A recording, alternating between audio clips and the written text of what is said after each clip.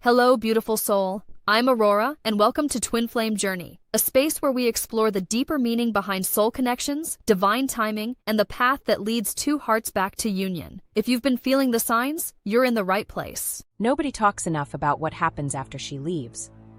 Not when she leaves dramatically. Not when she blocks him. Not when there's a final fight.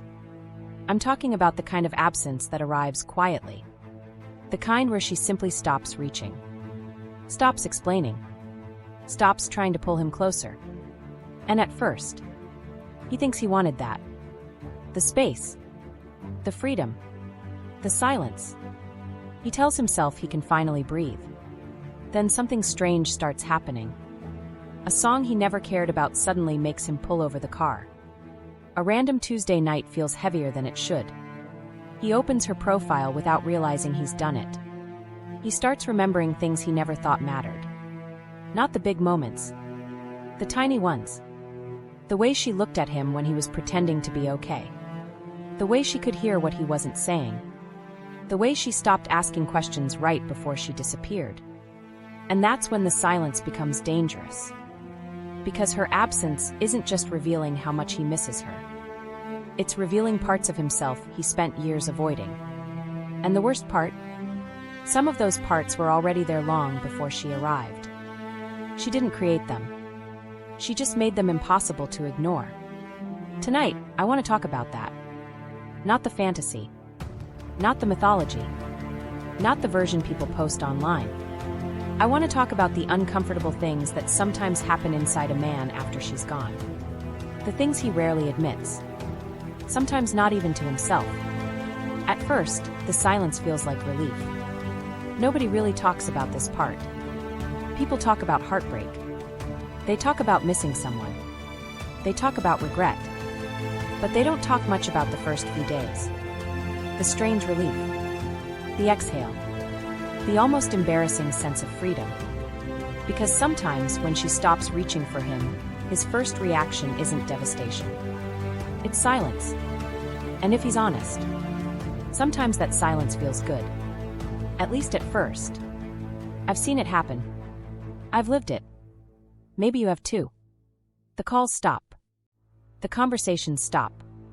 The emotional weight of constantly wondering where things are going suddenly disappears. And for a moment he feels lighter. Not happier. That's different. Just lighter. Like someone set down a heavy suitcase he didn't realize he was carrying. He wakes up and doesn't immediately check his phone. Or at least that's what he tells himself. The truth is he still checks. The hand still reaches for the phone. The body still follows the old habit. But there's nothing there. No message. No question. No attempt from her to close the distance. And strangely enough, that feels easier than expected. For a while. He tells himself this is what he needed. Space. Time. Freedom. Clarity. Whatever word sounds mature enough. He says things like, I've got a lot going on right now. I need to focus on myself. I just need some room. And maybe part of that is true. That's the uncomfortable thing. People always want one clean explanation. One villain. One victim. One obvious truth. But real life is usually messier than that. Part of him genuinely did feel overwhelmed. Part of him did feel pressure. Part of him did want room to breathe. The problem is, that wasn't the whole story. Not even close. Because what often looks like peace in the beginning is actually emotional numbness arriving before grief has had time to catch up. And numbness can be very convincing. It can look exactly like certainty. Exactly like confidence. Exactly like moving on. I remember one night after a connection ended. Not dramatically. There was no explosion. No dramatic goodbye. Just distance. Gradual silence. The kind that nobody officially announces. I came home from work. Made dinner. Watched something forgettable. Scrolled for an hour. Went to bed. And I remember thinking, I'm okay. Maybe I'm more okay than I thought. Maybe I never needed this as much as I believed. Then I woke up at 2:17 in the morning. No reason. Just awake. Heart beating a little too fast. Room completely dark. And the first thing my mind did, before I could stop it, was wonder if she'd texted. Nothing. Just silence. I put the phone down. Rolled over. Tried to sleep. But something felt off. Not painful. Not yet. Just off. Like walking through a familiar room and noticing one piece of furniture is missing. You can't immediately explain why everything feels strange. You just know it does. That's what those first days can feel like. He keeps functioning. Keeps moving. Keeps showing up. Work gets done. The gym gets done. The errands get done. Life continues. And because life continues, he mistakes motion for healing. A lot of men do. Maybe because movement feels safer than feeling. So he stays busy. Very busy. Suspiciously busy. Suddenly every closet needs organizing. Every project needs finishing. Every friend needs responding to. The garage gets cleaned. The car gets washed. The emails get answered. The calendar gets full. Anything except sitting still long enough to notice what's actually happening underneath. And he doesn't even realize he's doing it. That's the strange part. Most avoidance isn't conscious. It's automatic. The body learns tricks long before the mind catches up. So instead of feeling loss, he optimizes. Instead of grieving, he schedules. Instead of admitting confusion, he becomes productive. And from the outside, it looks healthy, even admirable. But sometimes productivity is just anxiety wearing a suit. Sometimes being busy is another way of running. Not always, but sometimes. The silence helps him avoid that truth for a little while. Because she isn't there anymore asking questions. She isn't there noticing things. She isn't there looking at him with that uncomfortable kind of attention. You know the look. The one that makes it difficult to hide. The one that somehow notices the sadness underneath the joke. The exhaustion underneath the confidence. The fear underneath the independence. That look is gone now. And at first, that feels like relief. No emotional accountability. No vulnerability required. No difficult conversations waiting around the corner. Just quiet. Beautiful, uncomplicated quiet. Or at least that's how it appears. Until small cracks start showing up. Usually when he least expects them. Maybe he's driving. Maybe he's standing in line for coffee. Maybe he's halfway through a conversation that has nothing to do with her. Then suddenly, something reminds him. Not a huge thing. That's what surprises people. It's almost never the dramatic memories. It's the stupid ones. The insignificant ones. The way she used to pronounce a certain word. The picture she sent of a random sunset. The voice note where she laughed before she started talking. The fact that she always remembered details he forgot 5 minutes after hearing them. Tiny things. Tiny things become enormous in silence. But he pushes them away. Not because he's heartless. Not because he doesn't care. Because he genuinely believes he doesn't need to think about them. Not yet. Maybe ever. So he keeps moving. Keeps telling himself he's fine. Keeps insisting the distance is good. Necessary. Healthy. And here's where the contradiction appears. Because sometimes he believes it. Sometimes he really does. Then 5 minutes later, he finds himself opening an old conversation. Not to message. Just to look. Just for a second. Just because. Then he closes it immediately. As if someone caught him. Even though he's completely alone. It's funny when you think about it. The things people do when nobody's watching. Especially when they're pretending not to care. I think that's one of the most human experiences there is. The gap between what we feel and what we admit. The gap between what we admit and what we do. He says he needs space. Then checks if she's online. He says he's moving forward. Then replays a conversation from 3 weeks ago. He says it's over. then remembers one sentence she said and carries it around for days. Maybe weeks.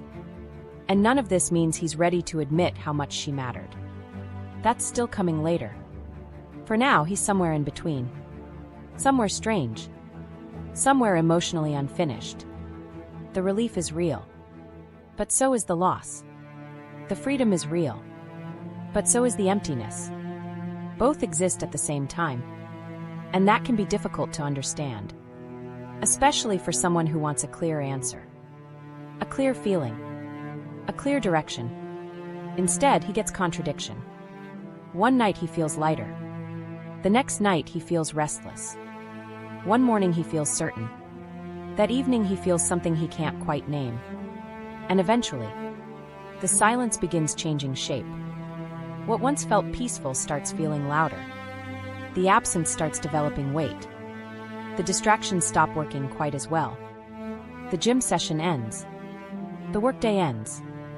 The conversations end. And he comes home to himself. That's usually when things begin. Not the missing. Not yet. Something deeper. Something quieter. The first uncomfortable realization that maybe the silence isn't giving him freedom. Maybe it's giving him a mirror. And maybe that's why he's been keeping himself so busy. Because mirrors become difficult to avoid when nobody else is left in the room. He told himself he needed space. Maybe he did. Partially. But late at night, when nobody is around to hear the truth, another voice sometimes appears. A quieter one. A more honest one. I needed space. Did you? Yes. All of it. Silence. Then eventually. No. And the rest? Another pause. Longer this time. The kind that sits in your chest. The kind that feels uncomfortably familiar. And somewhere inside him, a truth begins forming that he isn't ready to fully face. Not yet. But it's there. Waiting. Patient. Growing louder with every day she doesn't come back. The things he said he wanted suddenly feel empty. The strange thing is, nothing actually goes wrong. At least not immediately. That's what makes this stage so confusing. There isn't some dramatic collapse. No moment where he falls to his knees and realizes he made a mistake. Real life is usually less cinematic than that. Much quieter. Much more embarrassing. Much harder to explain. Because after the initial relief fades, he starts noticing something he wasn't expecting. The things he thought he wanted don't feel the way he imagined they would. The freedom is there. The space is there. The independence is there. But the satisfaction he expected to come with them never fully arrives.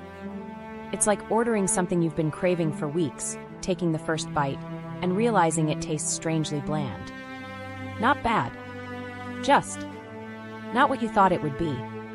And at first, he doesn't connect it to her absence. He thinks he's tired. Stressed. Busy. Burned out. Maybe work is getting to him. Maybe he needs a vacation. Maybe he's just in a weird mood lately. So he keeps moving. Keeps distracting himself. Keeps waiting for the feeling to pass. But it doesn't. It follows him. Into ordinary days. Into random moments. Into places where he least expects it. I've noticed something about men. And I say this as someone who has done it himself. A lot of us believe we want freedom when what we actually want is relief. Those aren't the same thing. Relief is temporary. Freedom is deeper. Relief comes from escaping pressure. Freedom comes from being fully honest. And sometimes a man thinks he's pursuing freedom when he's really just running from discomfort. So when the discomfort disappears, he assumes the problem disappeared too. Then weeks later he finds himself staring at the ceiling at midnight, wondering why he still feels unsettled. Not devastated. Just unsettled. Like something important is missing from a room he can't quite identify. And because he can't identify it, he starts chasing stimulation instead. More work. More plans. More distractions. More noise. Anything to create momentum. Anything to create feeling. Anything to avoid the possibility that what he's experiencing might actually be loss. Maybe he starts going out more, saying yes to things he normally wouldn't. Dinner invitations, weekend plans, group events, anything. He fills his calendar because empty space has become unexpectedly uncomfortable. The irony is almost painful. He wanted space. Now he's terrified of having too much of it. So he surrounds himself with activity. But something feels off. He notices it during conversations. Someone is talking. He's nodding, responding, smiling at the right moments. Yet part of him isn't fully there. Part of him is somewhere else. Watching. Detached. Like he's standing behind glass. I've sat at tables like that. People laughing around me.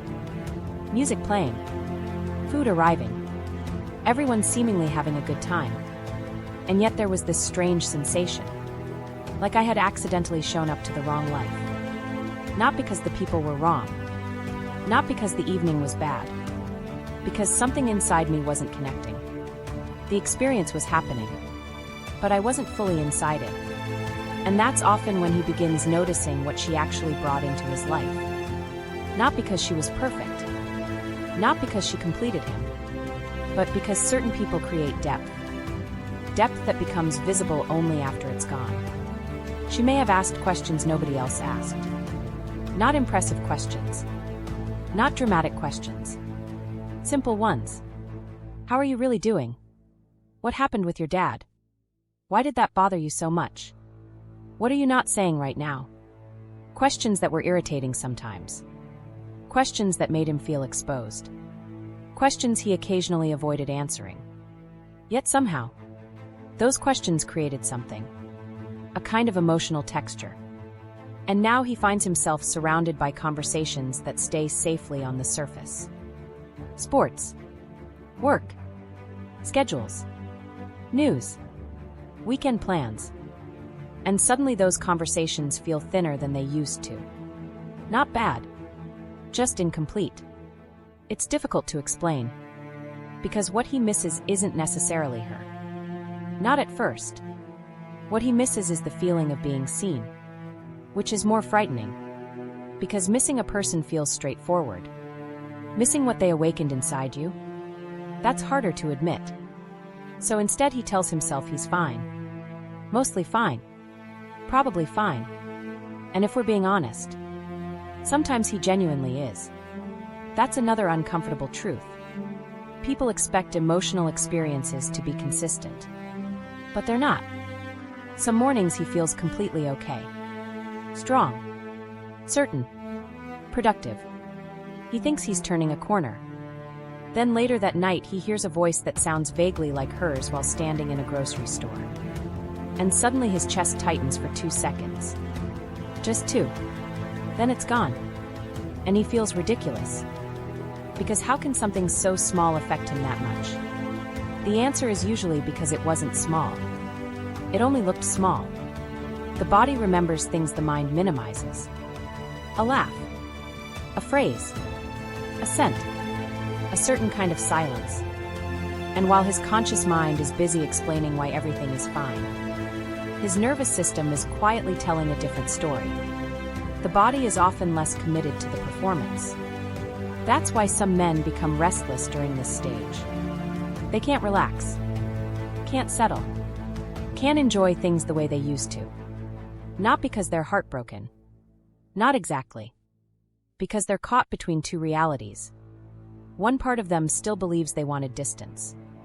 Another part is beginning to understand what that distance actually costs. And those parts don't get along very well. Sometimes it sounds like an internal argument. I needed this.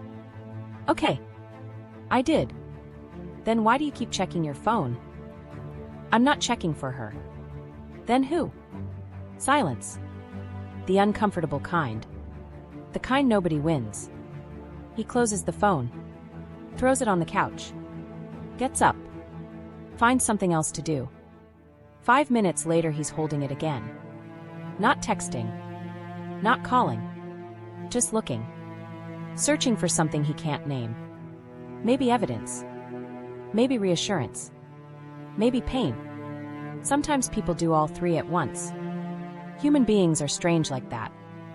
Especially when pride gets involved. Especially when vulnerability feels dangerous. So instead of admitting he misses her, he develops elaborate alternative explanations.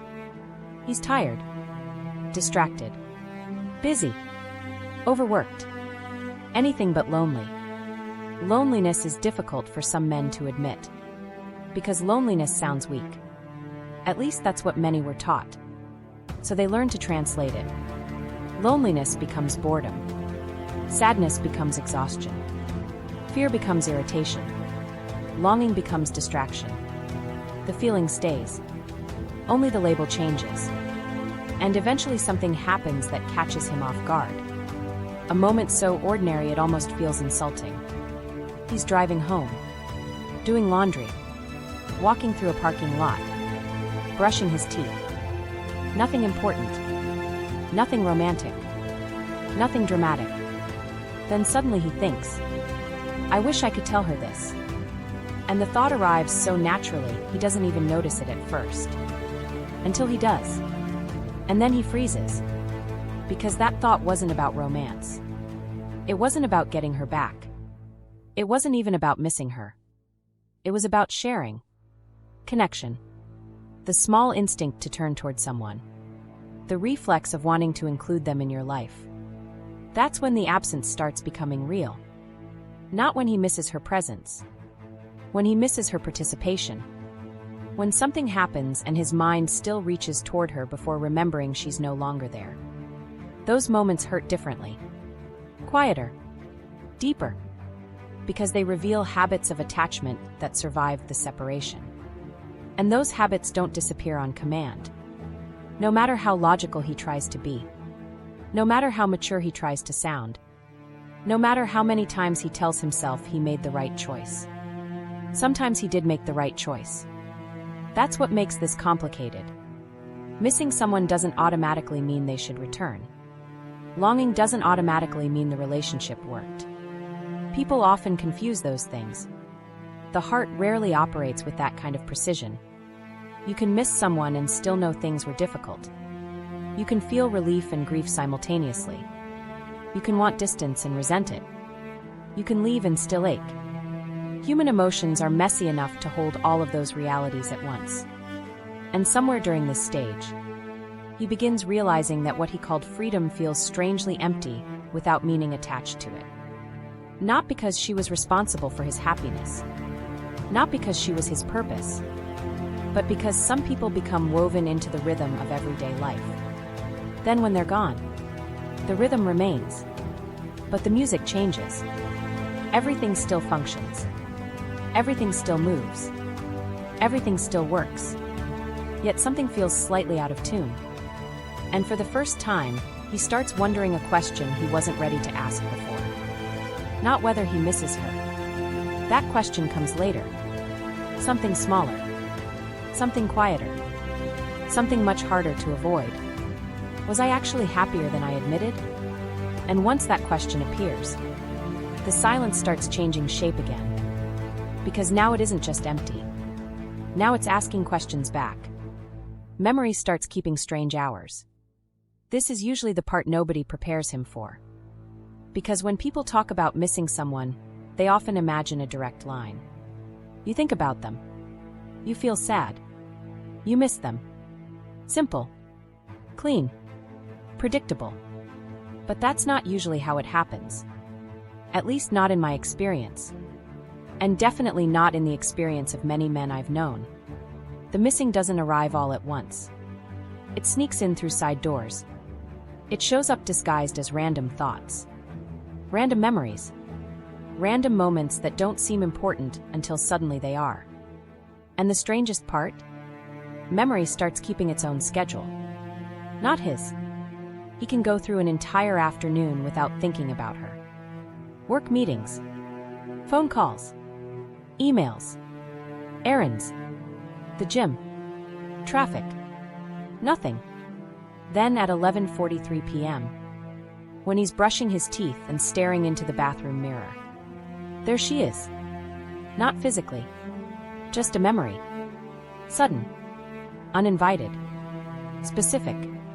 And somehow stronger than anything he thought about all day. It's almost annoying. The timing of it. The way the mind waits until everything gets quiet. The way it waits until there's nowhere left to run. I used to think memories were logical. That we remembered the most important moments. The biggest conversations. The dramatic endings. The life-changing experiences. But that's not what happens. Not usually. Instead, the mind becomes obsessed with details that seem completely insignificant. A sentence she said once. A facial expression. A joke that wasn't even funny. The way she rolled her eyes when pretending to be annoyed. The way she looked away when she was trying not to smile. Tiny things. Embarrassingly tiny things. And somehow those are the memories that survive. Not the grand moments. The ordinary ones. Especially the ordinary ones. I remember driving home one night. Nothing emotional had happened. It was just a normal evening. The road was mostly empty. The radio was playing softly. And then a song came on. Not our song. Not even a meaningful song. Just one she'd mentioned months earlier. One passing comment. That's all.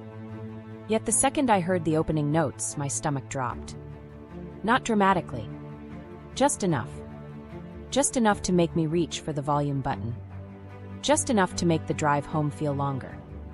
And what bothered me wasn't the memory itself. What bothered me was realizing how deeply certain moments had been stored without my permission. I hadn't chosen to remember that. Yet somehow my body remembered before my mind did. That's something people don't talk about enough. The body remembers differently. The body doesn't care about your explanations. The body doesn't care about your pride. The body doesn't care how many times you've said you're over it. You can spend weeks convincing yourself you've moved on. Then hear her laugh in someone else's voice and suddenly your chest tightens before you even understand why.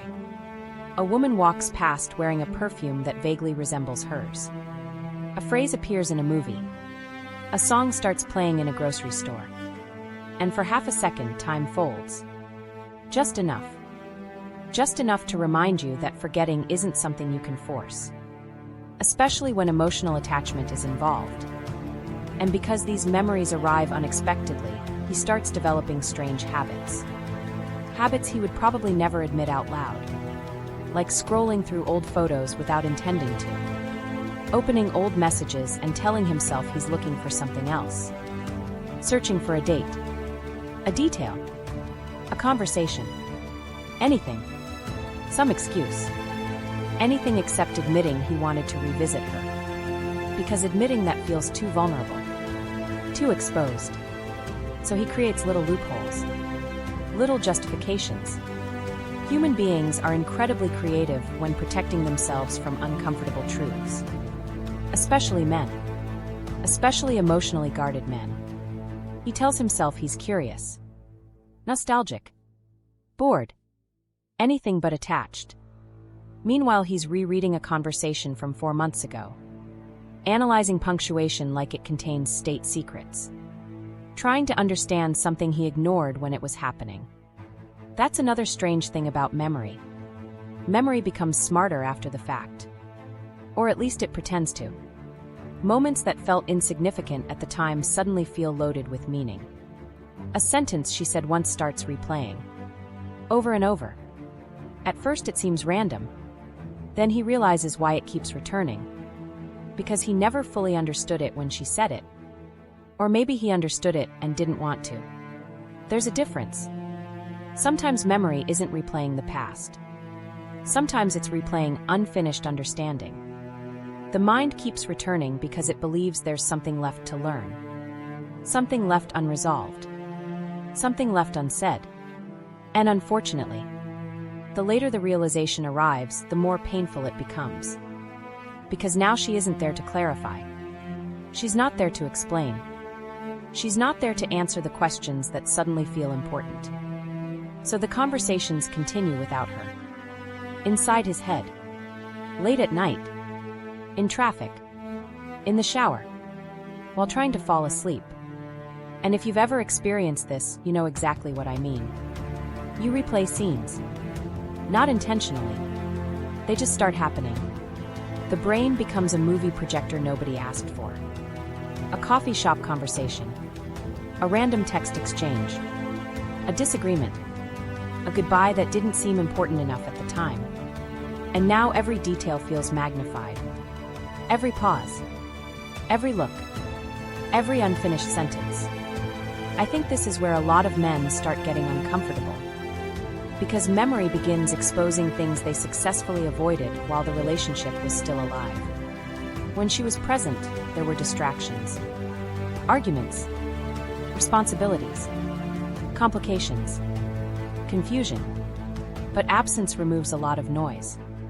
And once the noise disappears, certain truths become easier to hear. Not immediately, but eventually. Maybe he remembers a night she was trying to talk.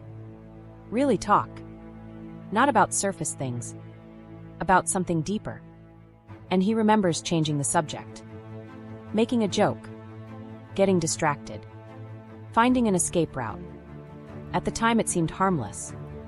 Now the memory feels different. Now he notices the disappointment in her voice. Now he notices the silence that followed. Now he notices things he completely missed before. Not because the memory changed. Because he did. Or at least because distance changed his perspective. It's strange how often understanding arrives after opportunity leaves. And that's where memory becomes dangerous.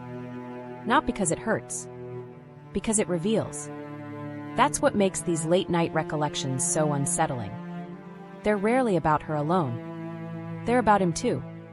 His reactions. His avoidance. His fear. His confusion. The parts he couldn't see while actively living through them. Part of him wants the memories to stop.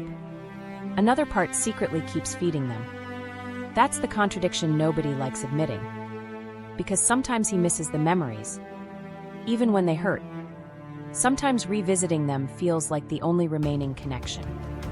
Not to her necessarily, but to a version of himself that existed when she was still there. The version that still had possibilities. Still had choices. Still believed there would be more time. And eventually memory begins affecting strange areas of life. He starts taking longer drives. Not consciously. He just doesn't feel like going home yet. He sits in parking lots after arriving. Stays in the car with the engine off. Scrolling. Thinking. Doing absolutely nothing. The kind of behavior that makes no sense until you've lived it. Sometimes he wakes up in the middle of the night. Not because of a nightmare. Because of a thought. One specific memory. One specific moment. And suddenly he's wide awake. Staring at the ceiling. Replaying something from 6 months ago. His body exhausted. His mind fully active. It's frustrating. Because part of him knows none of it changes anything. The memory won't bring her back. The analysis won't rewrite the past. The replay won't create a different ending. Yet the mind keeps returning anyway. Like a tongue pressing against a sore tooth. Not because it's helping. Because it can't stop checking. And somewhere in all of this, another voice begins appearing. A quieter voice. Not the defensive one. Not the proud one. The honest one. The one that usually speaks after midnight. When there are no distractions left. When the phone is face down. When the room is dark. When the performance finally gets tired. You think about her a lot. No, I don't. A pause. Then. That's not true. Another pause. Longer. More uncomfortable. Then eventually. Maybe I think about who I was with her. Is there a difference? Silence. Real silence. Because he doesn't know. Not yet. Maybe he's missing her. Maybe he's missing the connection. Maybe he's missing the version of himself that felt more alive. Maybe all three. Human emotions rarely separate themselves neatly. And that's what makes this chapter so difficult. The memories aren't just returning. They're evolving. They're becoming questions. Questions that follow him into quiet places. Questions that wait for him at night. Questions that don't care whether he's ready. Because memory has stopped behaving like a photograph. Now it's behaving like a mirror. And unfortunately, the mirror is only beginning to show him what he's been avoiding. The late nights are getting longer. The memories are getting clearer. And somewhere beneath all those seemingly random recollections, something else is waking up. Not longing. Not yet. Something more unsettling. The realization that some of the conversations he thought were over never actually ended. They simply moved inside his head. And there, in the silence she left behind, they keep speaking. He begins arguing with someone who isn't there. At some point, the memories stop behaving like memories. They become conversations. Not real conversations. Not the kind that happen face to face. Not the kind where someone actually responds. Something stranger than that. Something far more exhausting. He starts arguing with someone who isn't there. And if you've ever gone through this, you know exactly what I mean. You're driving, taking a shower, lying in bed, making coffee, doing something completely ordinary. Then suddenly you're in the middle of a discussion that only exists inside your head. She's not there. Hasn't been there for weeks. Maybe months. Yet somehow the conversation feels alive. Current. Immediate. As if some part of your brain never got the message that the relationship ended. And the weirdest part? Sometimes he wins the argument. Sometimes he loses.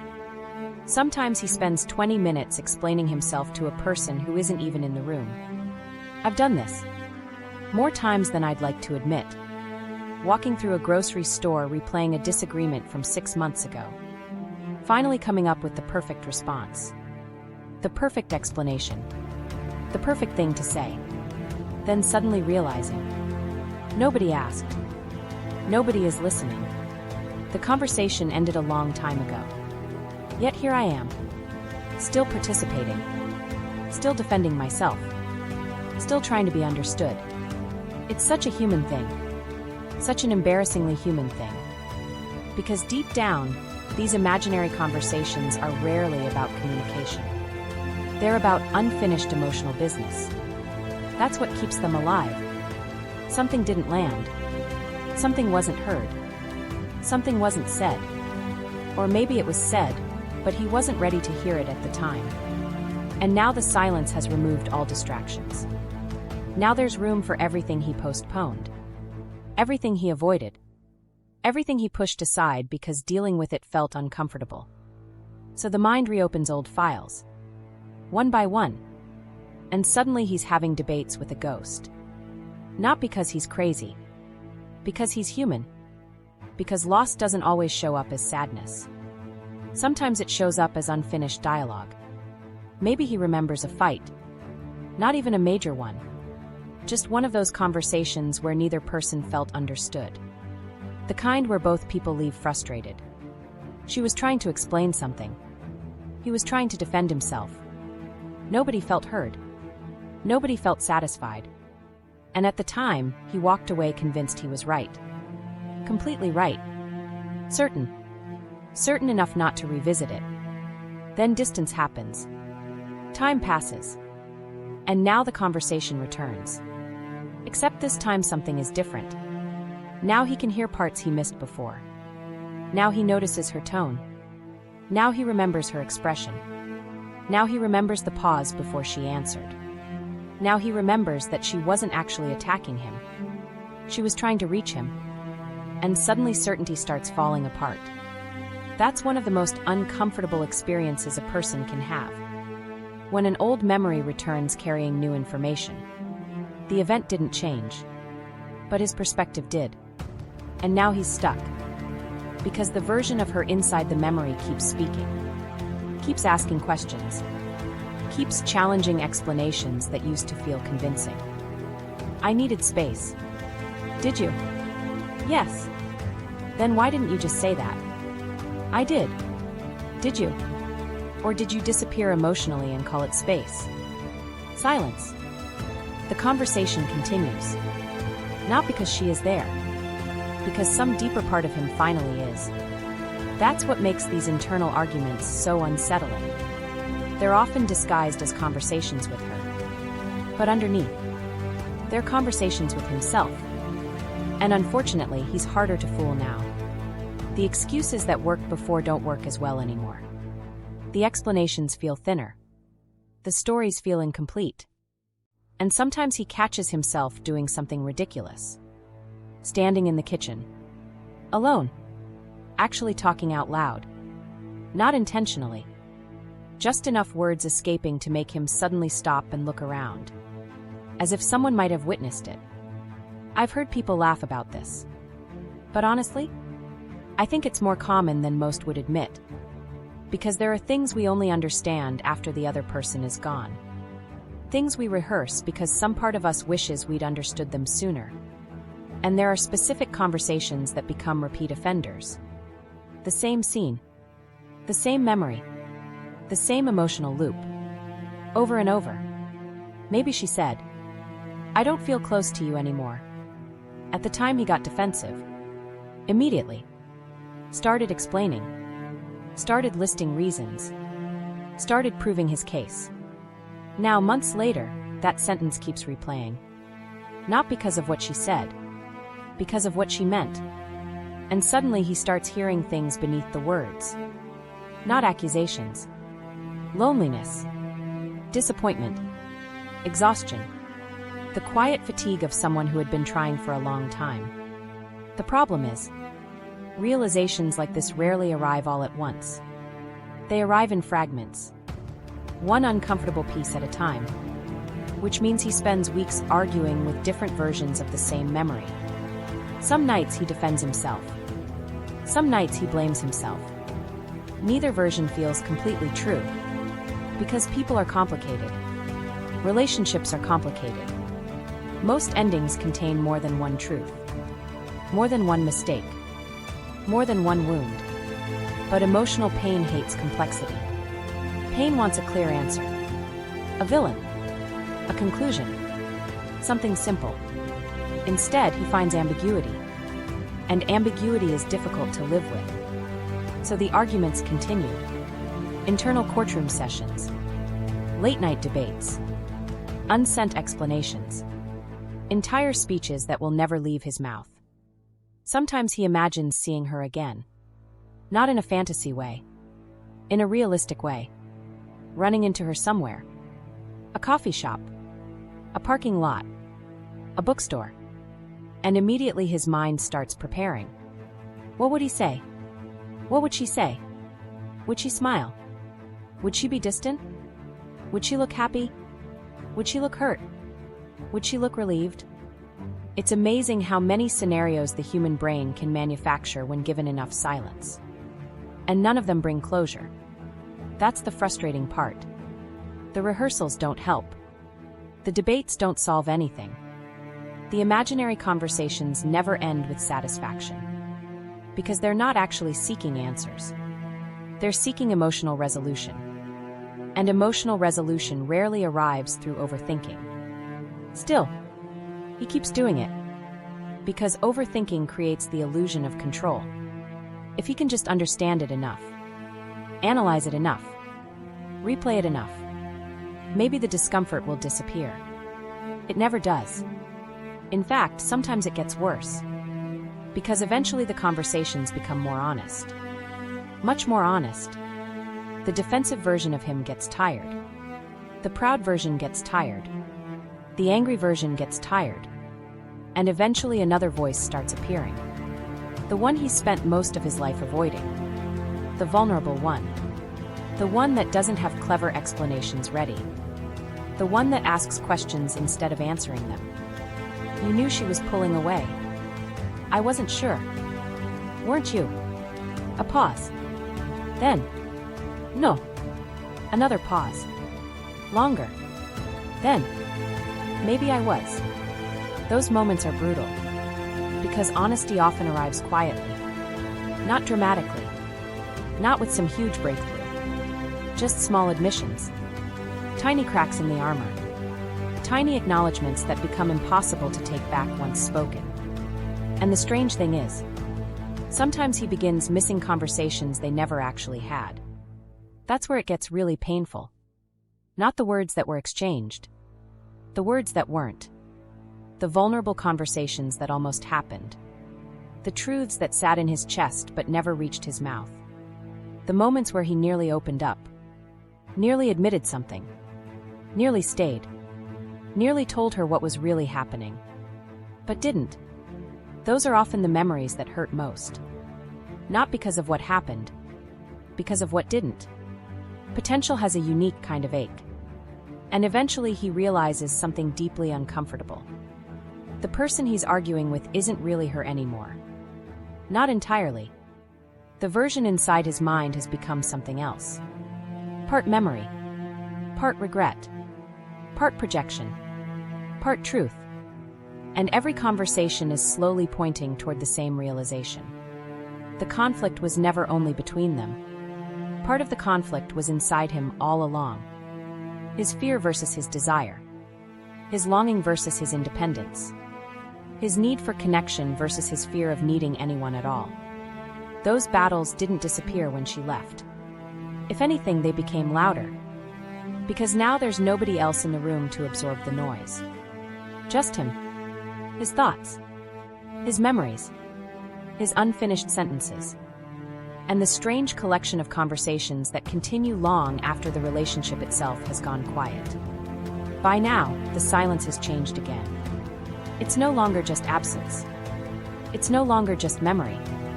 It's becoming confrontation. Not with her. With himself. And that's usually the moment when something deeper begins breaking apart.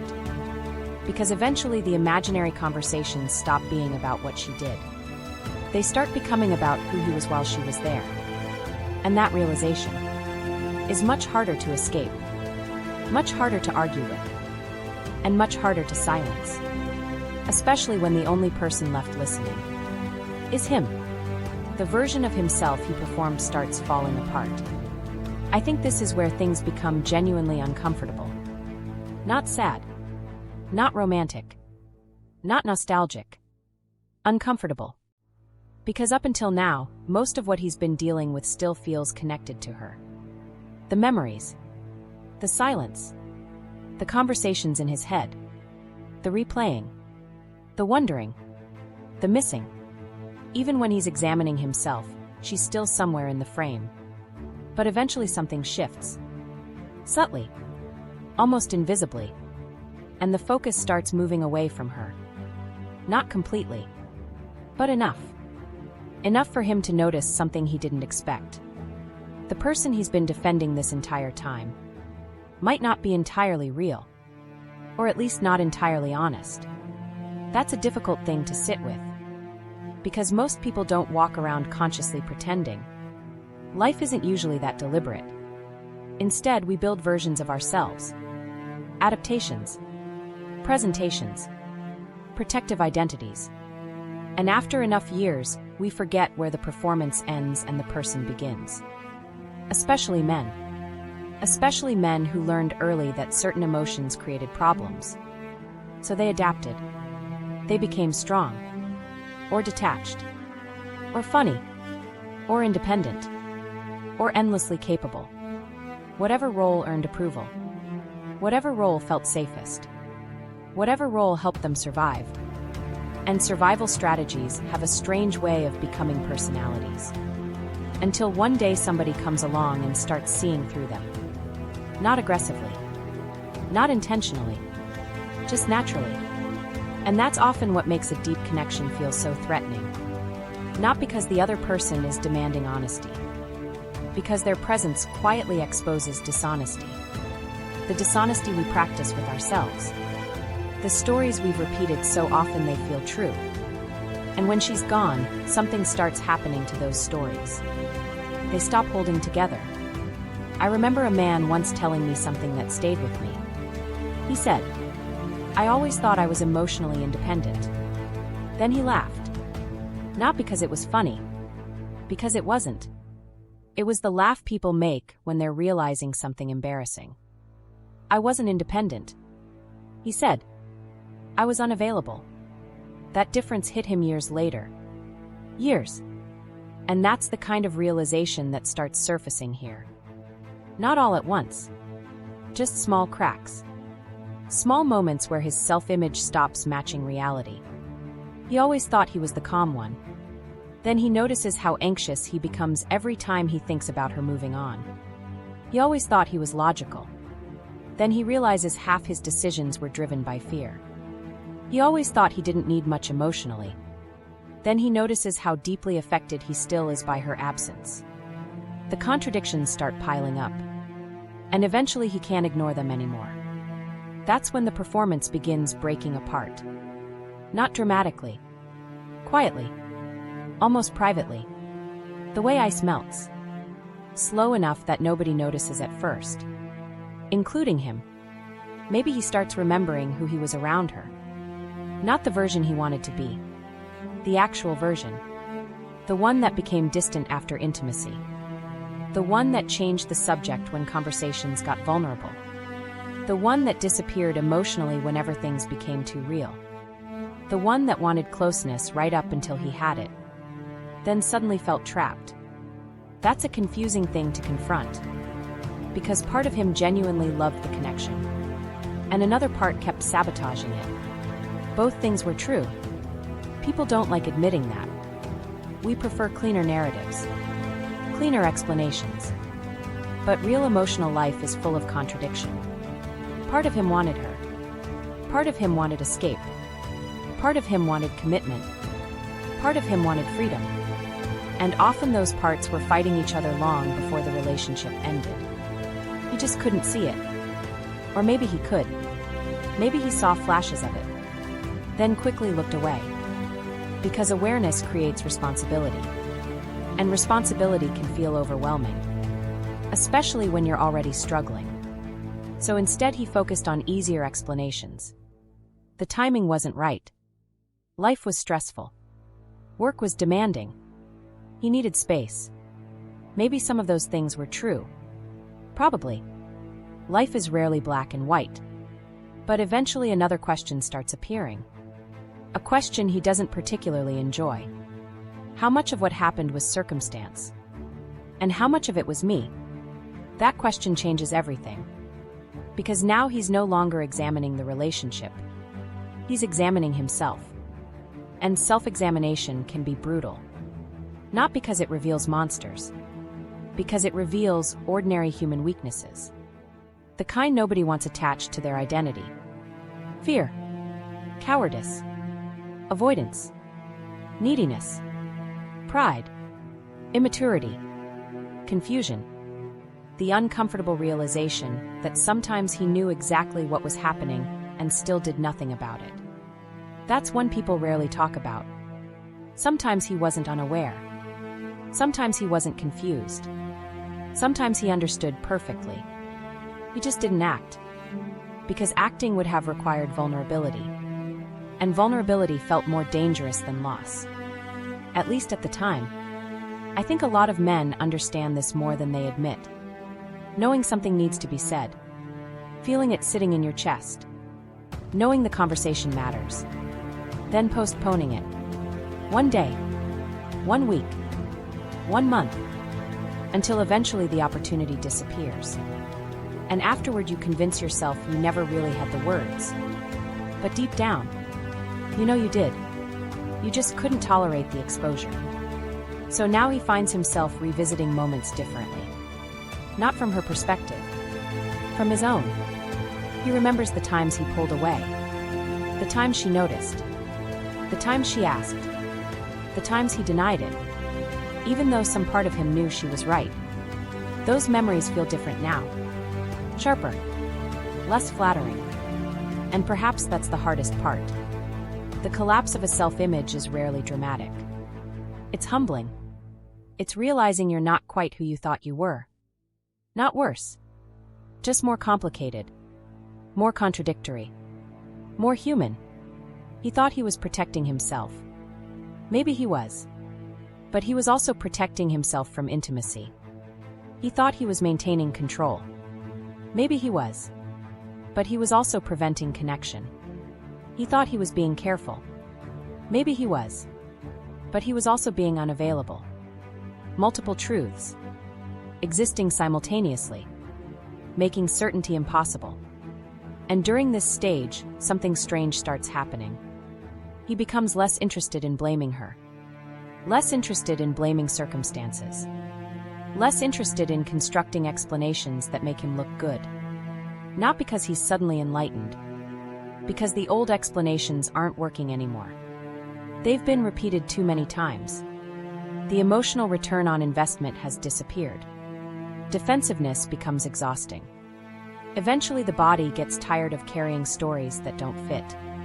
And that's when the internal dialogue changes. Not completely. But enough. You were scared. No, I wasn't. Weren't you? Silence.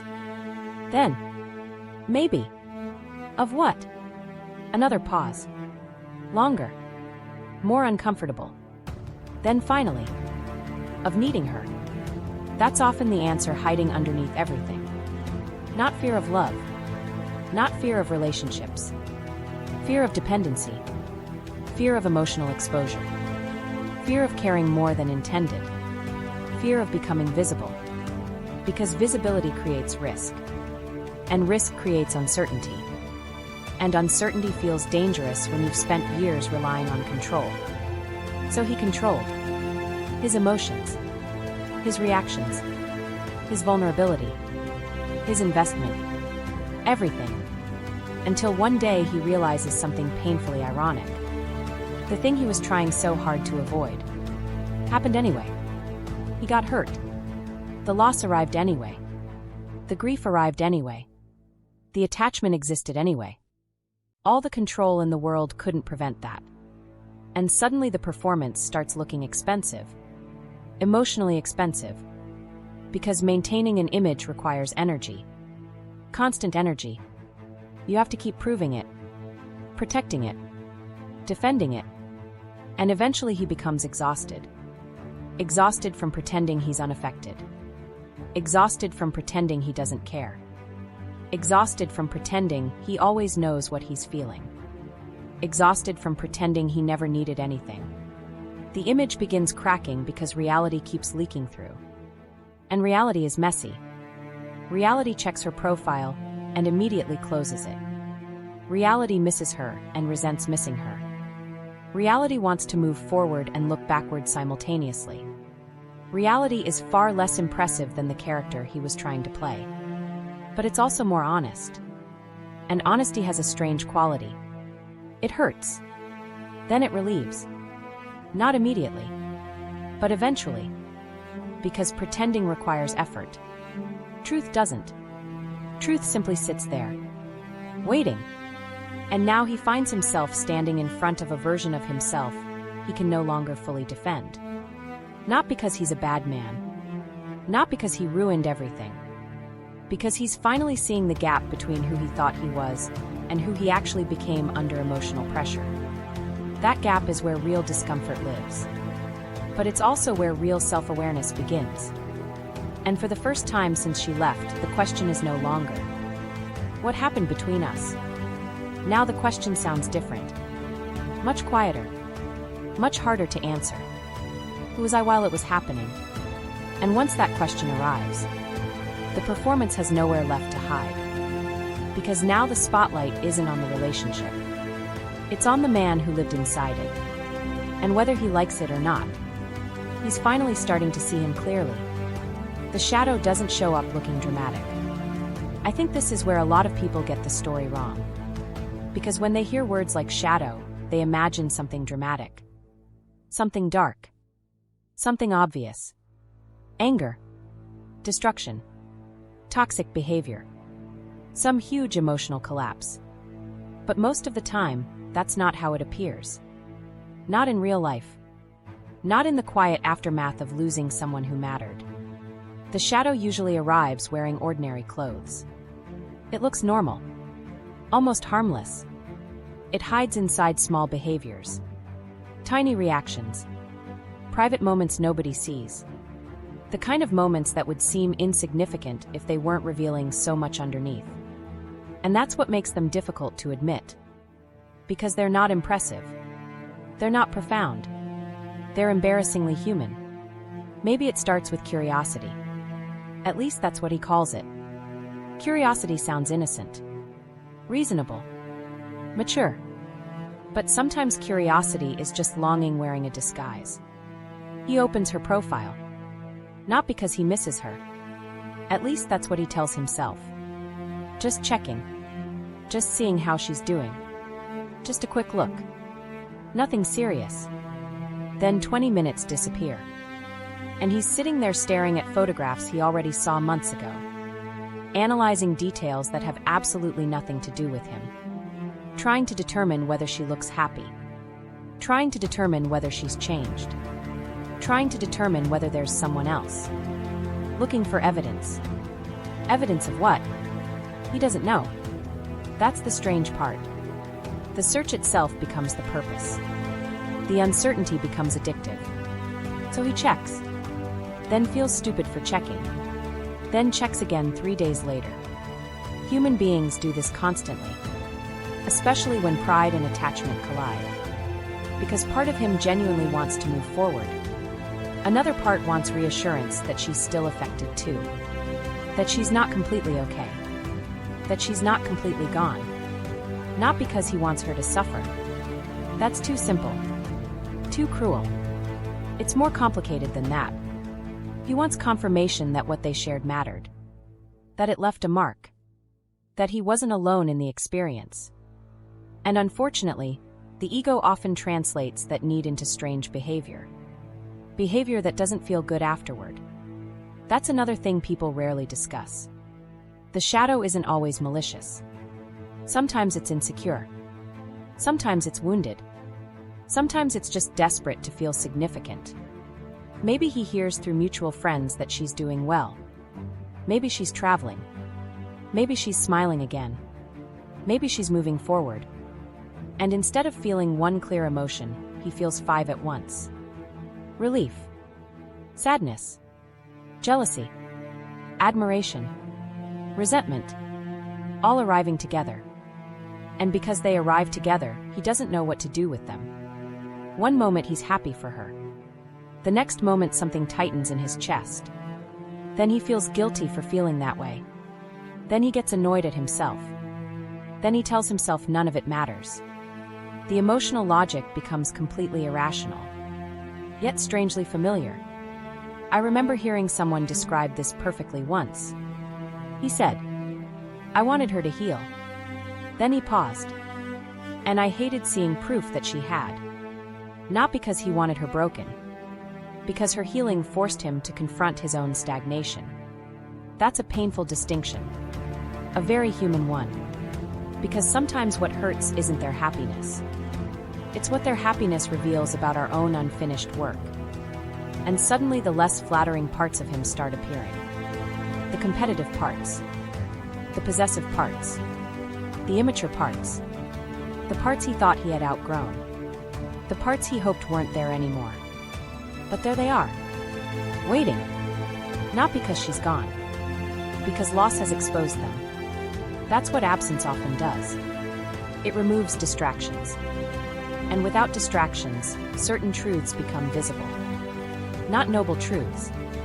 Not spiritual truths. Ordinary truths. Like the fact that sometimes he wants her back for reasons that have nothing to do with love. That's difficult to admit. Sometimes he misses connection. And sometimes he misses validation. Sometimes he misses her. And sometimes he misses being chosen. Those aren't always the same thing. And sorting them out takes time. Far more time than most people expect. Because ego is clever. Ego disguises itself as heartbreak all the time. He says, "I miss her." Maybe he does. But sometimes what he's really saying is, "I miss how she made me feel about myself." The distinction matters. Because one comes from genuine affection. The other comes from emotional dependency. Most people experience both. They just don't enjoy admitting it. So he finds himself stuck in strange contradictions. wanting her happiness, wanting her attention, wanting her freedom, wanting her availability, all at the same time. None of it making much sense. And here's where things get even more uncomfortable. Sometimes he becomes resentful. Not openly, not dramatically, quietly, internally. The kind of resentment that hides behind logic. The kind nobody posts online. The kind that sounds like, after everything I did. Or, she wasn't perfect either. Or, why am I the only one reflecting on this? Those thoughts appear. Not because he's evil. Because he's hurt. And hurt people often reach for self-protection before they reach for honesty. The mind starts building cases. Collecting evidence. Highlighting her flaws. Revisiting her mistakes. Anything to reduce the ache. Anything to regain emotional balance. And for a little while it works. Then the resentment fades. And underneath it, the sadness remains. Because resentment is often grief's temporary bodyguard. It stands at the door for a while. Eventually it gets tired. Then grief walks in anyway. I think that's why so many men become emotionally confusing during this stage. Even to themselves. One day they seem detached. The next day they're quietly devastated. One day they're convinced they've moved on. The next day they're staring at an old photo at midnight. One day they're angry. The next day they're nostalgic. The emotions don't arrive in order. They overlap. They contradict each other. And that's what makes this period feel so unstable. Not because he's losing control. Because he's losing certainty. Certainty about who he is. Certainty about what happened. Certainty about what he feels. And uncertainty has a way of exposing hidden parts of us. Especially parts we don't like. Maybe he starts comparing himself to imaginary people. People who don't even exist.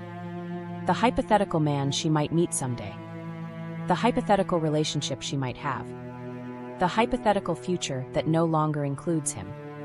It's amazing how much emotional pain can be generated by scenarios that never happened. Yet the nervous system reacts anyway. The body doesn't wait for proof. It responds to possibility. And sometimes that possibility alone is enough to keep him awake. Enough to make him stare at the ceiling. Enough to make him wonder things he'd never say out loud. Would she miss me? Would she compare him to me? Did she ever think about me the way I think about her? Questions with no answers. Questions he keeps asking anyway. Not because answers exist. Because uncertainty hurts. And the human mind would often rather have a painful answer than none at all. Eventually another uncomfortable realization begins emerging. One that takes longer to accept.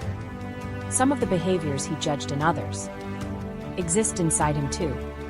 The insecurity, the jealousy, the need for reassurance, the fear of replacement, the craving for significance. They're all there. Not permanently. Not defining him completely. But present. Human. Real. That's why this chapter matters. Because this isn't where he becomes worse. It's where he becomes harder to idealize. Harder to romanticize. Harder to turn into a hero of his own story. And maybe that's necessary. Because self-awareness rarely begins with our strengths. It usually begins with the moments we'd rather hide. The moments that make us cringe. The moments that force us to admit, I wasn't as detached as I pretended. I wasn't as certain as I claimed. I wasn't as unaffected as I wanted people to believe. And perhaps the most difficult truth of all, some part of him wanted to matter forever. Not just to her. To anyone. To be unforgettable. To be irreplaceable. To occupy a permanent place in someone's emotional world. Most people want that. They just don't say it. Because saying it sounds vulnerable. Almost childish. Yet there it is. Beneath all the analysis. Beneath all the pride. Beneath all the explanations. A very human desire. To matter. To be remembered. To leave an imprint. And when that desire feels threatened, strange behaviors emerge. Not because he's broken, because he's human. The shadow isn't revealing a monster. It's revealing an ordinary man confronting parts of himself he hoped were more evolved than they actually are. And that's painful. But it's also honest. Because now the image is gone. The performance is gone. The explanations are weakening. And what's left standing is someone much more real. Someone contradictory. Someone imperfect. Someone capable of love and resentment. Grace and pettiness. Wisdom and immaturity. Sometimes all within the same hour. And once he sees that clearly, another realization begins approaching. One that can no longer be postponed. Because eventually he has to face a question far more uncomfortable than whether she misses him. He has to face whether he ever truly allowed himself to feel everything while she was still there. Or whether he spent most of the relationship keeping himself numb. Because if that's true, then the pain arriving now isn't entirely about losing her. It's about finally feeling what he postponed. And that realization is waiting just around the corner. Patient. Unavoidable. And much harder to distract himself from. He realizes he wasn't as unaffected as he pretended. The strange thing about emotional suppression is that it works. Until it doesn't. That's probably why so many people trust it. For a while it seems effective. You stay busy. You stay productive. You stay functional. You get through the day. You answer messages. You go to work. You laugh when you're supposed to laugh. You make plans. You keep moving.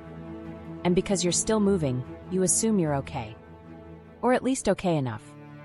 That's the phrase a lot of people live inside. Okay enough. Not happy. Not peaceful. Not healed. Just functioning well enough that nobody asks questions. Including yourself. Especially yourself. And for a while, that's exactly where he lives. In that space between feeling and not feeling. Between loss and acknowledgement. Between awareness and avoidance. But eventually something starts changing. Not because he decides to feel. Because the body gets tired of waiting. I don't think we talk enough about how physical emotional avoidance can become. People imagine feelings as thoughts. But often they show up somewhere else first. In the chest. In the stomach. In sleep. In energy levels. In restlessness. In unexplained exhaustion. The body starts carrying what the mind refuses to process. And eventually the bill comes due. Maybe it begins with sleep. That's often how it starts. Not dramatic insomnia. Just strange sleep. Unsettling sleep. He falls asleep exhausted. Then wakes up 3 hours later. No reason. No obvious thought. Just awake. The room dark. The house quiet. His heart slightly faster than it needs to be. His mind immediately searching for something. Anything. A distraction. A reason. A solution. And suddenly she's there again. Not physically. Mentally. A memory. A question. A sentence. A possibility. Something unfinished. And what makes it frustrating is that he wasn't even thinking about her before bed. At least not consciously. Yet here she is. At 3:14 in the morning. Appearing through a crack he didn't know existed. So he grabs his phone. Checks the time. Checks notifications. Checks absolutely nothing important. Then lies there staring at the ceiling. Waiting to feel tired again. But what he actually feels is restless. And restlessness is one of the most misunderstood forms of grief. Because it doesn't look sad. It looks agitated. Distracted. Uncomfortable. Like a person constantly trying to escape their own skin. I remember going through a period where I couldn't sit still. Not because I had energy. Because I had nowhere to put the feelings I wasn't admitting. So I cleaned things. Organized things. Started projects. Abandoned projects. Drove around at night for no reason. Found excuses to leave the house. Found excuses not to come home. Not because home was bad, because home was quiet. And quiet had become dangerous. Quiet was where the thoughts lived. That's often what happens when emotional suppression begins breaking down. Silence starts feeling louder. Not externally. Internally. The distractions lose effectiveness. The routines stop numbing him the way they used to. The gym helps for an hour. Then the feeling returns. Work helps for a few hours. Then the feeling returns. Friends help temporarily. Then the feeling returns. Everything becomes temporary. Everything becomes a delay instead of a solution. And that's usually when he starts realizing something he doesn't enjoy admitting. He cared more than he said. A lot more. Not necessarily more than she did. That's not the point. More than he admitted to himself. That's the important distinction. Because many men become experts at emotional understatement. Not intentionally. It's just what they've practiced. Everything becomes smaller in the retelling. The disappointment wasn't that bad. The loneliness wasn't that serious. The attachment wasn't that deep. The loss wasn't that significant. Until one day the evidence becomes impossible to ignore. And the evidence isn't philosophical. It's practical. It's sitting in his car for 20 extra minutes after arriving home. It's replaying conversations during meetings. It's suddenly feeling emotional over something completely unrelated. It's hearing a song and needing to skip it immediately. It's opening her profile, closing it, opening it again. It's pretending not to care while continuously acting like someone who does. That's where the illusion begins falling apart. Not because someone exposes him, because his own behavior does. His own habits start telling the truth. And behavior is difficult to argue with. The mind can create explanations forever. The body is usually more honest. The body knows. The body always knows. That's why certain moments hit so hard. Not because they're significant. Because they bypass the defenses. Maybe he's standing in line for coffee. The person in front of him orders the drink she always got. And suddenly something shifts. Tiny. Almost invisible. Yet real. A tightening. A memory. A feeling. Then it's gone. But the body noticed. The body reacted before the mind could explain it away. That starts happening more often now. Little emotional ambushes. Small reminders. Unexpected waves. Not enough to destroy the day. Just enough to expose the truth. And the truth is simple. He wasn't as unaffected as he pretended. Not even close. The strange thing is, sometimes this realization brings relief. Not pain. Relief. Because maintaining emotional numbness requires work. A lot of work. Constant work. You have to keep redirecting attention. Keep minimizing. Keep rationalizing. Keep staying busy. Keep avoiding stillness. Eventually that becomes exhausting. More exhausting than feeling. And that's where another contradiction appears. The emotions he's been avoiding start arriving. But they don't arrive neatly. That's not how human beings work. They arrive mixed together. Longing. Anger. Affection. Regret. Resentment. Tenderness. Confusion. Sometimes all before breakfast. One memory makes him smile. The next one makes him wince. The next one makes him angry. The next one makes him miss her. There is no clean sequence. No orderly progression. Just waves. Human waves. Messy waves. And because they're messy, he starts questioning himself. What do I actually feel? A reasonable question. A difficult question. One he can't answer consistently. Because the answer changes depending on the hour. Depending on the memory. Depending on whether he's distracted or alone. One day he wants to reach out. The next day he doesn't. One moment he misses her. The next moment he's convinced he's moving on. Neither feeling lasts. Both are real. That's the frustrating part. Contradictory emotions can coexist.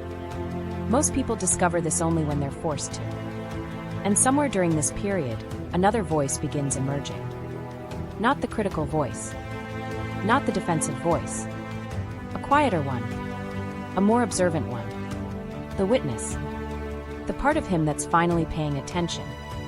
It notices things. The way his mood changes after seeing her name.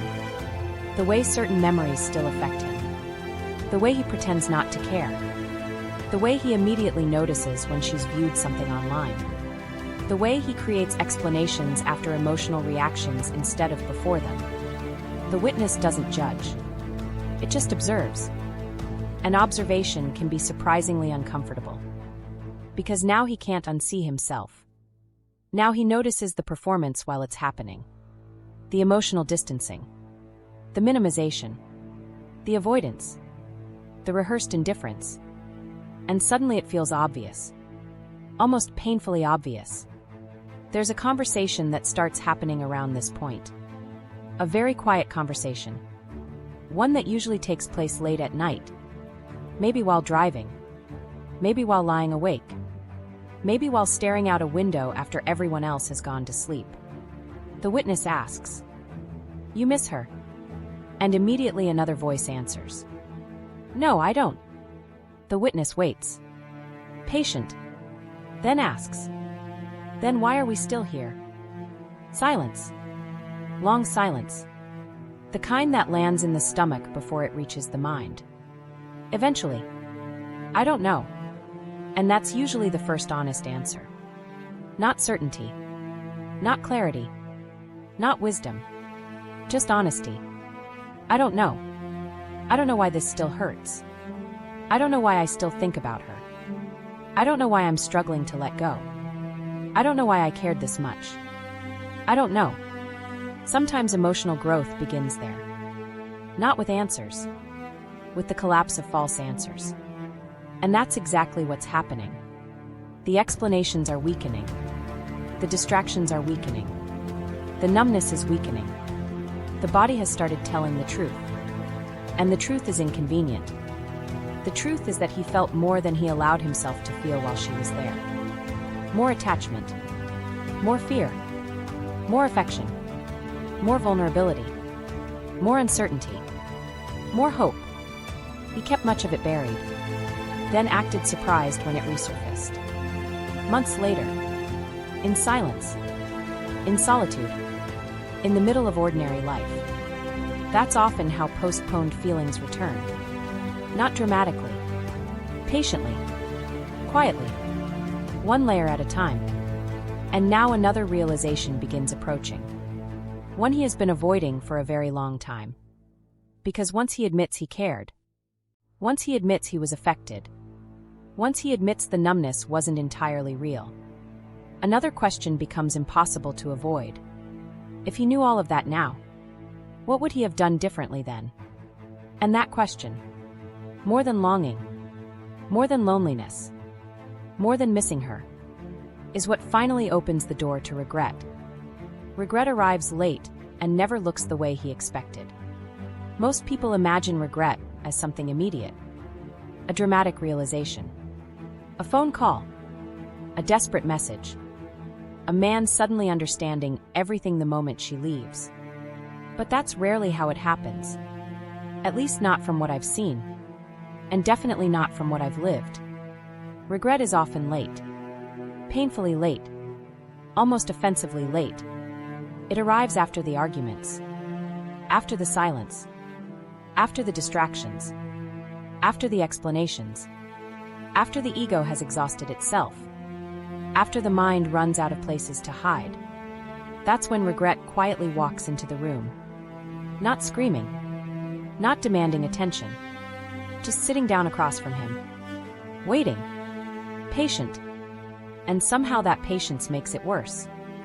Because by the time regret arrives, he usually understands more than he did before. Far more. That's the cruel part. The clarity comes after the opportunity. Not before. I think that's why regret feels so heavy. Not because it reveals what he didn't know. Because it reveals what he actually knew all along. Or at least suspected. The signs were there. The moments were there. The conversations were there. He just wasn't ready.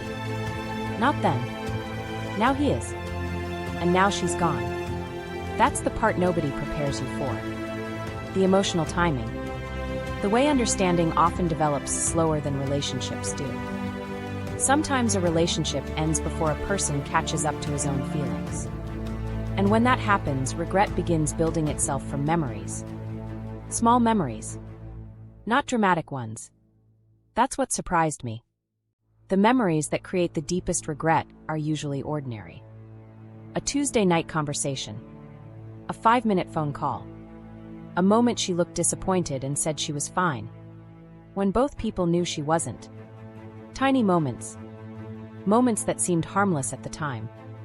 Then months later they become impossible to stop thinking about. Because now he sees what he missed. Or worse, what he chose not to see. That's often where regret gets sharp. Not ignorance. Avoidance. There's a difference. Ignorance says, I didn't know. Avoidance says, I knew enough to ask more questions. And that's a harder truth to sit with. Maybe he remembers her trying to tell him something. Not directly. Most people aren't direct when they're hurting. They hint. They soften. They test the waters.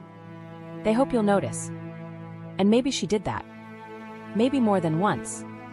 Maybe she said, I just don't feel close to you lately. And at the time he responded logically, practically, defensively, trying to solve a feeling instead of hearing it. Now months later, that sentence keeps replaying. Not because of what she said, because of what she was trying to say. And suddenly he understands. Not intellectually. Emotionally. The understanding lands somewhere deeper. Somewhere uncomfortable. And with that understanding comes a question. A painful one. Why didn't I listen? Not because he didn't care. That's too simple. Too easy. The reality is usually messier. Sometimes he cared deeply. But he was overwhelmed. Distracted. Scared. Emotionally unavailable. Defensive. Confused. Human. The problem is that explanations don't erase consequences. And regret knows that. Regret listens politely to explanations. Then asks the same question anyway. Why didn't you say something? Why didn't you stay present? Why didn't you tell the truth when you had the chance? That's what makes regret different from guilt. Guilt says, you're bad. Regret says, you could have done better. And strangely enough, regret is often harder to escape. Because deep down he knows it's partially true. Not completely true. Relationships rarely collapse because of one person's mistakes. But partially true. Enough to hurt. Enough to linger. Enough to keep him awake. There are specific memories that become heavier during this phase. Not because they change. Because his interpretation changes. He remembers the last conversation. The last meaningful one. Not necessarily the final conversation. The last real one. The last moment when something vulnerable could have been said. The last opportunity before things became too distant. And now he studies that memory like a detective. Looking for clues. Looking for turning points. Looking for the sentence he should have said. The question he should have asked. The truth he should have admitted. As if understanding it perfectly now might somehow alter what happened then. It won't. But the mind keeps trying anyway. That's what minds do when they're hurting. They revisit old roads searching for exits that no longer exist. I remember a period where I kept replaying one specific conversation. Not because it was dramatic. Because it wasn't. She had asked a simple question. A very simple question. One of those questions that sounds casual until years later when you realize it wasn't. She asked, "Are you okay?" And I remember saying, "Yeah, I'm fine." End of conversation. Or so I thought. Months later I realized that wasn't the conversation at all. The real conversation was everything underneath it. She was asking if I was struggling. If I was withdrawing. If something was wrong. if I needed help, if I was disappearing emotionally. And I gave the most automatic answer possible. Not because I wanted to lie, because I genuinely didn't know how to tell the truth. That realization haunted me for weeks. Not because she asked, because I finally understood what she was actually reaching for. That's what regret often sounds like. Not, I should have been perfect. More like, I wish I had been honest. That's a very different ache. And honesty becomes a recurring theme here. The honesty he avoided. The honesty she deserved. The honesty he wasn't capable of at the time. Or maybe was capable of but afraid of. Sometimes regret doesn't come from failing. Sometimes it comes from withholding. Withholding feelings. Withholding vulnerability. Withholding effort. Withholding truth. The things that remain locked inside him become heavier than the things he actually said. That's why so many people find themselves writing messages they never send. You've probably done it. I know I have. Typing paragraphs. Deleting them. Starting over. Rewriting. Not because the message will be sent. Because the truth finally needs somewhere to go. And maybe he writes one too. At midnight. Phone glowing in a dark room. A message that starts with, I've been thinking. Then stops. Because how do you explain understanding something 6 months too late? How do you explain growth that arrived after the damage? How do you explain that the person speaking now isn't exactly the same person who stayed silent back then? Maybe you can't. Maybe that's part of the pain. The growth doesn't always arrive in time to save anything. Sometimes it arrives afterward. And that's devastating. Not because growth is bad. Because timing matters. One of the hardest things about regret is realizing that insight has no rewind button. Understanding doesn't reverse consequences. Awareness doesn't automatically restore connection. You can finally understand exactly what happened and still have to live with the fact that it happened. That's adulthood in many ways. Not punishment. Reality. And somewhere during this process, another internal conversation begins. A different one than before. Less defensive. More vulnerable. The witness asks, You knew she was hurting. I wasn't sure. Weren't you? A long silence. Then, I think I was. Then why didn't you ask? The answer doesn't arrive immediately. Because this question reaches deeper. Past pride. Past ego. Past excuses. Finally, I was afraid of the answer. That's often where regret lives.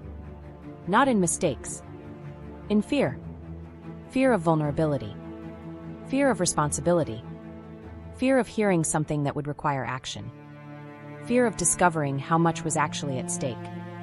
So he avoided. Delayed. Minimized.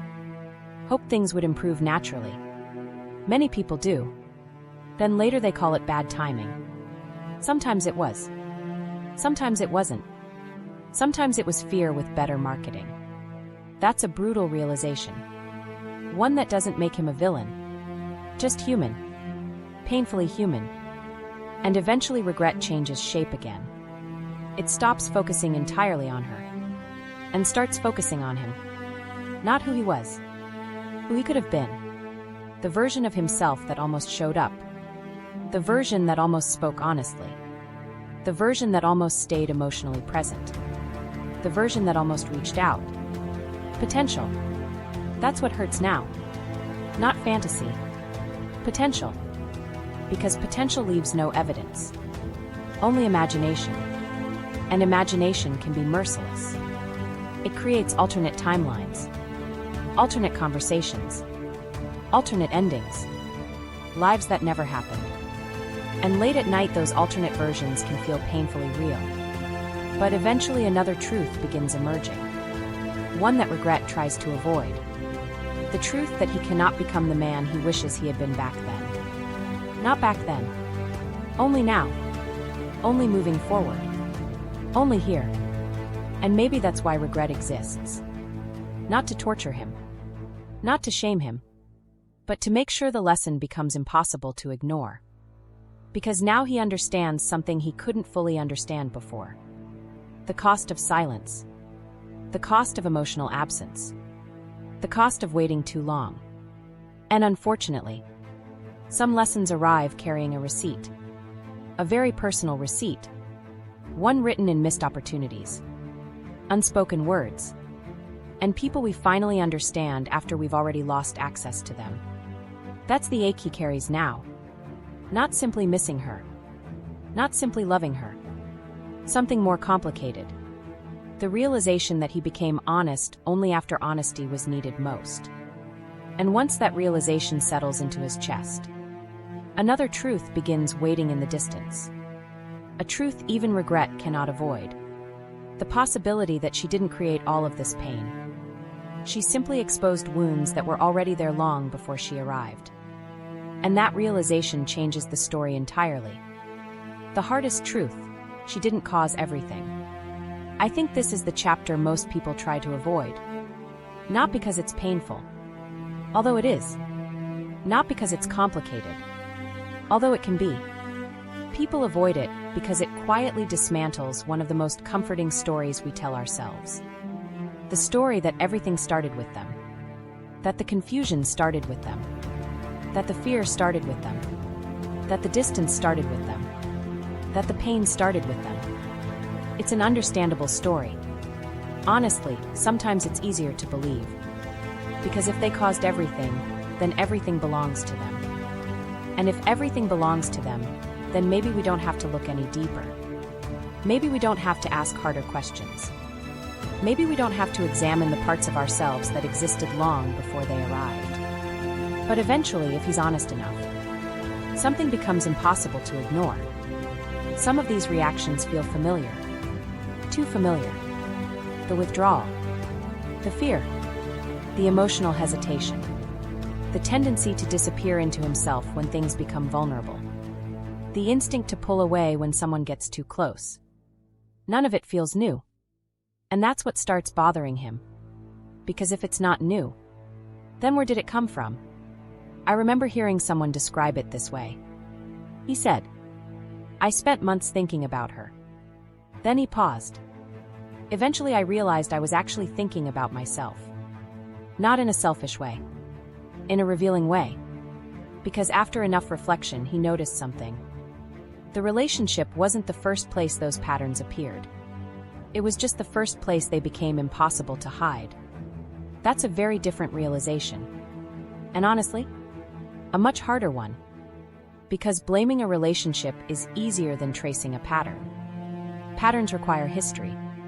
Patterns require honesty. Patterns require looking backward. Far backward sometimes. Toward places we'd rather not revisit. And that's usually where the deeper questions begin. Questions that have nothing to do with her. Questions like, why does closeness make me uncomfortable? Why do I struggle to ask for help? Why do I feel trapped when someone genuinely cares about me? Why do I trust people least when they're being most sincere? Those questions don't begin in romance. They're older than romance. Much older. And that's the uncomfortable discovery waiting beneath regret. The realization that she didn't create every wound. She touched some of them. She exposed some of them. She triggered some of them. But many were already there. Quietly waiting. I think a lot of men encounter this realization while replaying the relationship. At first they replay what happened. Then they start replaying how they responded. Then eventually they notice something strange. They've responded that way before. Not necessarily with her. With other people. Friends. Family. Previous relationships. Different situations. Same emotional reflex. Different faces. Same reaction. And once he sees it, he can't unsee it. Maybe someone gets close. He withdraws. Maybe someone needs vulnerability. He intellectualizes. Maybe someone asks for emotional honesty. He delays. Maybe someone expresses disappointment. He becomes defensive. Different circumstances. Same pattern. That's when the story begins changing. Because now the problem isn't located entirely inside the relationship. Now part of it exists inside him. And that realization can feel devastating at first. Not because it means he's broken. Because it removes convenient explanations. Suddenly he can't tell himself it was just bad timing. Or just incompatibility. Or just circumstances. Maybe those things played a role. Often they do. But now there's something else in the room. Something much harder to outsource. Personal responsibility. Not blame. Responsibility. There's a difference. And I think people confuse those two constantly. Blame says, "This is your fault." Responsibility says, "This is yours to understand." Those are not the same thing. One creates shame. The other creates awareness. And awareness is what's happening here. Slowly. Uncomfortably. Honestly. Maybe he starts remembering childhood. Not because he's trying to. Because memories begin connecting themselves. He remembers being upset and hearing, "You're fine." He remembers learning to handle things alone. He remembers becoming the dependable one. The strong one. The low-maintenance one. The one who didn't need much. At least outwardly. And perhaps those qualities served him. Maybe they helped him survive difficult seasons. Maybe they protected him.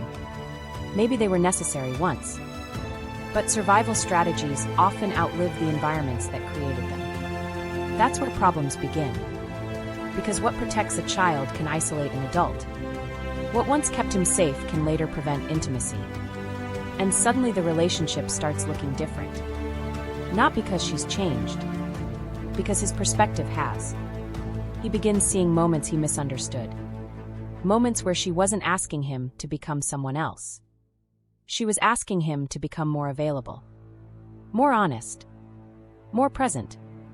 And every time she did, an older part of him reacted. An older fear. An older defense. An older habit. One that existed long before her name ever entered his life. That's a humbling realization. Especially because it doesn't come with a villain. No villain. No easy target. No obvious enemy. Just history. Just conditioning. Just a collection of emotional habits that quietly shaped how he moved through relationships. That's much harder to fight. Because you can't argue with it. You can't prove it wrong. You can only recognize it. And recognition changes things. Not immediately. But permanently. I think one of the most painful moments arrives when he notices how often he confused protection with strength. That's common. Very common. Keeping people at a distance felt strong. Not needing anyone felt strong. Handling everything alone felt strong. Remaining unaffected felt strong. Until one day he realizes those things may have been protective. But they weren't always strength. Sometimes they were fear. Very sophisticated fear. Very socially acceptable fear. Very well-disguised fear. But fear nonetheless. And that's difficult to admit. Because admitting it means rewriting parts of his identity. The stories he told about himself. The explanations he relied on. The image he carried. All of it begins shifting. And shifting identities can feel surprisingly emotional. Even when nobody else notices. I remember realizing something years ago that made me sit in silence for nearly an hour. Not because it was profound. Because it was embarrassingly obvious. I wasn't avoiding rejection. I was avoiding being known. Those aren't the same thing. Being known creates exposure. Exposure creates vulnerability. And vulnerability removes control. That realization explained years of behavior. Years. Not because it gave me answers. Because it gave me context. And context changes everything. That's often what happens here. He stops viewing himself as a collection of isolated mistakes. Instead, he begins seeing patterns. Patterns don't excuse behavior. But they explain it. An explanation is important. Because without explanation, people often default to shame. Shame says, "Something is wrong with me." Awareness says, "Something happened to me, and I've been responding to it ever since. That's a very different conversation. A much healthier one. A much more honest one. And perhaps that's why this stage feels less emotional in one sense and more emotional in another. The dramatic heartbreak begins fading. The obsession begins softening. But the self-confrontation deepens. Because now he's looking at things that existed before her. Things he carried into the relationship. Things he may carry into future relationships if he never examines them. And suddenly the stakes become larger than this one story. Larger than this one ending. Because now he's asking questions about his life. Not just his love life. Questions like, why do I keep repeating this? Why does this pattern keep following me? Why do different relationships create similar outcomes? Why do I feel safest when nobody can reach me? Those questions are uncomfortable. But they're honest. And honest questions tend to lead somewhere useful. Even when they hurt. Especially when they hurt. Eventually another conversation begins. A quieter one than before. Less defensive. Less emotional. More reflective. The witness asks, so she didn't create all of this? No. Then what did she do? A long pause. Long enough to feel. Long enough to resist. Long enough for the truth to arrive. Then finally, she showed me. That answer lands differently. Because showing isn't creating. A mirror doesn't create a scar. It reveals one. A relationship doesn't always create a wound. Sometimes it illuminates one that was already there. And that's the hardest truth of all. Not because it's hopeless. Because it's personal. Because now the work belongs to him. Not to her. Not to the relationship. Not to the past. To him. And strangely enough, that's where something begins changing. Not healing. Not yet. Something smaller. Something quieter. Ownership. The willingness to stop asking only what happened to him. And start asking what has been happening inside him all along. That shift is subtle. But it changes everything. Because now the story is no longer about a woman who left. Or a connection that ended. Or a relationship that couldn't survive. Now the story is about a man standing face to face with himself. Without distractions. Without excuses. Without anyone left to blame. And as uncomfortable as that is, it's also where freedom quietly begins. Not freedom from missing her. Not freedom from regret. Not freedom from pain. Freedom from confusion. Because for the first time, the pieces are beginning to fit together. And once they do, one final realization begins approaching. A realization that doesn't offer closure. Something more honest than that. The understanding that her absence became a mirror. And whether he wanted it or not, that mirror showed him who he had become. And who he might still become next. This chapter completes the shift from relationship-focused reflection to deeper self-recognition, preparing the final chapter where her absence becomes less about losing her and more about the irreversible self-awareness it leaves behind. Her absence becomes a mirror he can no longer avoid. I wish I could tell you this story ends with certainty. That one day he wakes up and finally understands everything. That every question gets answered. That every feeling settles into place. That the confusion disappears. That the regret dissolves. That the missing stops. But that's not usually what happens. At least not in real life. Real life is messier than that. More unfinished. More human. The ending isn't a breakthrough. It's a gradual acceptance of things he can't fully solve. And maybe that's what maturity actually looks like. Not certainty. The ability to live without it. By the time he reaches this point, something has changed. Not everything.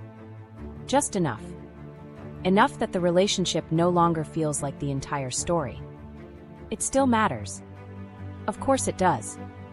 But now he can see something bigger. The relationship was the event. The mirror was the consequence. And the mirror stayed long after she left. That's what he wasn't expecting. He thought her absence would eventually become less visible. Instead, it became revealing. Because once you've seen something about yourself, truly seen it, it's difficult to return to not knowing. That's the burden of awareness. And sometimes it's also the gift. I remember a night that felt strangely ordinary. Nothing important had happened. No emotional breakthrough. No dramatic realization. No message from the past. No sudden reconciliation. Just an ordinary Tuesday. I had finished dinner. The dishes were drying beside the sink. The apartment was quiet. One lamp was on. That's all.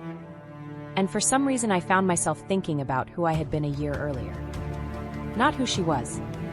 Who I was. The way I avoided conversations. The way I hid inside productivity. The way I kept emotional exits available at all times. The way I called distance independence. The way I confused self-protection with strength. And I remember sitting there realizing something. I wasn't angry anymore. Not at her. Not at myself. Just aware. Painfully aware. The kind of awareness that arrives after enough resistance has finally exhausted itself. That's what often happens at the end of journeys like this. The fight ends before the feelings do. The arguing ends before the questions do. The resistance ends before the sadness does. And once resistance disappears, something interesting happens. The truth becomes easier to hold. Not because it hurts less. Because you're no longer fighting it. For a long time he wanted answers. Now he wants honesty. There's a difference. Answers often create closure. Honesty creates peace. Not the same thing. Peace doesn't always require resolution. Sometimes peace is simply seeing reality clearly enough that you stop arguing with it. And reality looks something like this. She mattered. He mattered. Mistakes were made. Love existed. Fear existed. Neither canceled the other. That's a difficult reality to accept. Because people prefer cleaner stories. Stories where someone was entirely right. Entirely wrong. Entirely good. Entirely bad. But real relationships rarely offer those conveniences. Real relationships leave behind ambiguity, contradictions, loose ends. And eventually he stops trying to organize them into something simpler. He lets them remain complicated. That's growth. Not glamorous growth. Not inspirational quote growth. The quieter kind. The kind nobody applauds. The kind that happens while folding laundry, driving to work, making coffee, living life, slowly becoming a different person without realizing it day by day. One thing I've noticed about deep emotional experiences is that they leave fingerprints. Not wounds necessarily. Fingerprints. Evidence that something meaningful happened. Even after the intensity fades. Even after the longing softens. Even after life continues, certain moments remain, not because they trap us, because they shape us. And maybe that's what her absence ultimately becomes. Not a punishment, not a lesson sent by the universe. Just evidence. Evidence that he cared. Evidence that he struggled. Evidence that he grew. Evidence that he finally saw parts of himself he couldn't see before. The mirror remains. But the reflection changes. That's the important part. Because early on, the mirror showed regret. Then it showed fear. Then avoidance. Then insecurity. Then old wounds. Now it begins showing responsibility. Awareness. Choice. Not perfection. Just choice. And choice changes everything. Because once he recognizes his patterns, they stop feeling invisible. He notices them in real time. The impulse to withdraw. The impulse to avoid. The impulse to hide behind busyness. The impulse to pretend he's unaffected. Those impulses still appear. They're just harder to mistake for truth now. That's what self-awareness actually feels like most of the time. Not enlightenment. Interruption. Catching yourself. Pausing. Recognizing. Choosing differently. Sometimes succeeding. Sometimes failing. Then trying again. Messy. Human. Unremarkable. Real. And perhaps the most surprising thing is that he doesn't think about her less. Not immediately. He thinks about her differently. That's what changes. The obsession softens into reflection. The urgency softens into appreciation. The questions soften into understanding. Not complete understanding. Enough. Just enough. Enough to stop chasing certainty. Enough to stop replaying every conversation. Enough to stop trying to rewrite history. Because history isn't changing. Only he is. And maybe that's why so many people misunderstand healing. They think healing means forgetting. It doesn't. At least not in my experience. Sometimes healing means remembering without collapsing. Remembering without needing a different ending. Remembering without turning every memory into a courtroom. Just remembering. Allowing the memory to exist. Allowing the story to exist. Allowing yourself to exist alongside it. And eventually another conversation happens. A final one. Not with her. Not exactly. With himself. The witness asks, "Do you still miss her?" A pause. Then, sometimes, the witness nods. Nothing dramatic. Nothing profound. Just honesty. Then asks, "Do you wish things had been different?" Another pause. Longer this time.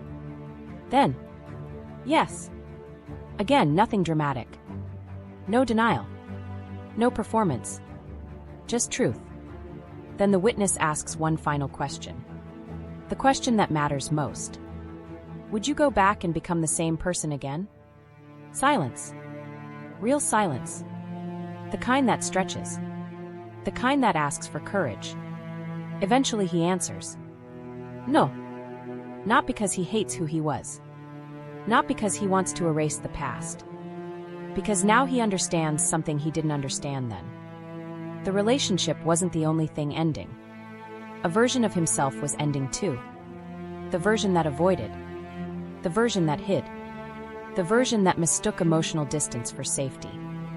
That version had to break apart for this awareness to exist.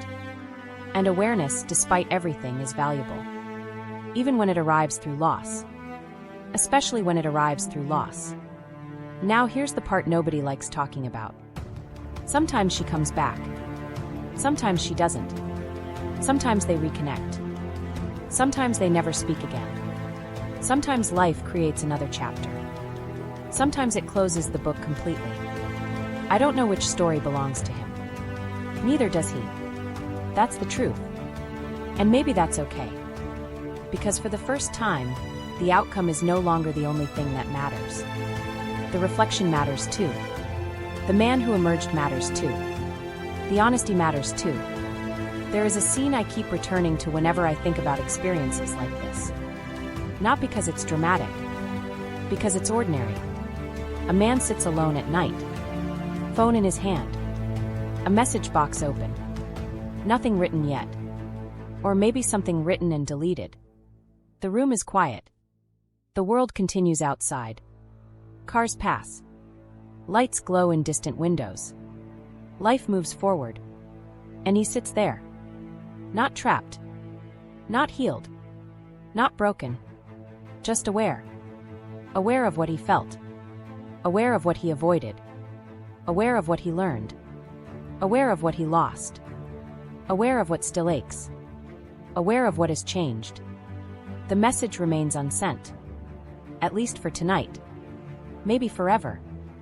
And strangely enough, that's not the tragedy it once seemed to be. Because the most important conversation has already happened.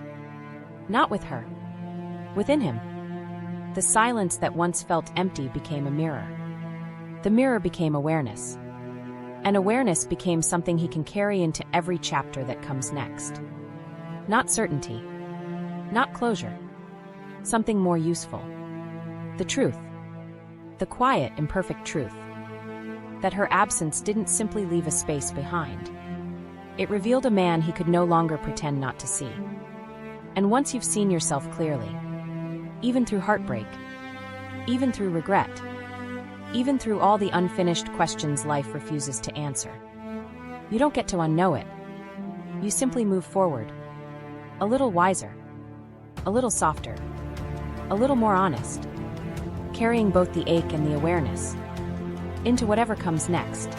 Thank you for spending this moment with me. If this message resonated with your soul, remember to subscribe and continue this journey with us here on Twin Flame Journey. And always remember, what is meant for your soul will always find its way back to you. Until next time, beautiful soul, trust the journey.